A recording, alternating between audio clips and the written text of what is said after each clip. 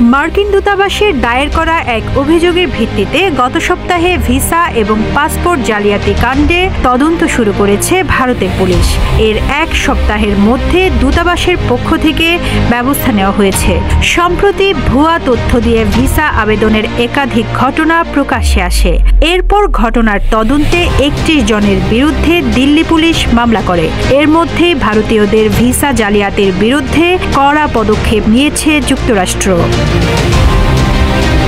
বৃহস্পতিবার ভারতীয় সংবাদ মাধ্যম আনন্দবাজারের এক প্রতিবেদনে বলা হয়েছে, স্বয়ংক্রিয় রোবট বা বটের মাধ্যমে ভারতীয়দের মার্কিন ভিসার আবেদনের অভিযোগ উঠেছে।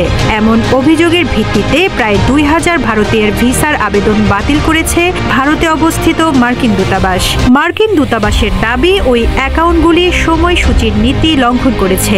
এরপরেই সংশ্লিষ্ট অ্যাকাউন্টগুলো সাময়িকভাবে বন্ধ করে দেওয়া হয়েছে।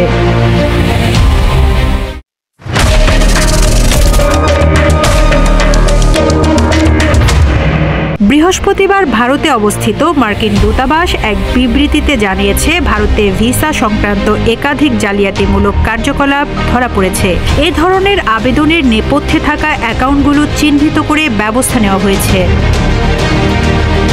দূতাবাসের পক্ষ থেকে কড়া বার্তায় জানানো হয়েছে, জালিয়াতি সহ্য করা হবে না। যারা সময়সূচির নীতি লঙ্ঘন করবে তাদের বিরুদ্ধে কড়া ব্যবস্থা নেওয়া হবে।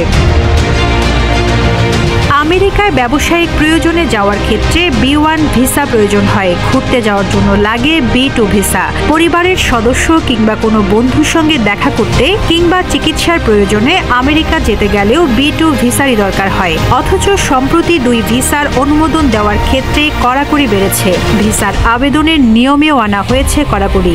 আমেরিকার ভিসা নবায়ন করতে গেলে এখন থেকে ভারতীয়দের আরও বেশি সময় অপেক্ষা করতে হবে বলে গত মাসে জানিয়ে দেওয়া হয়েছে।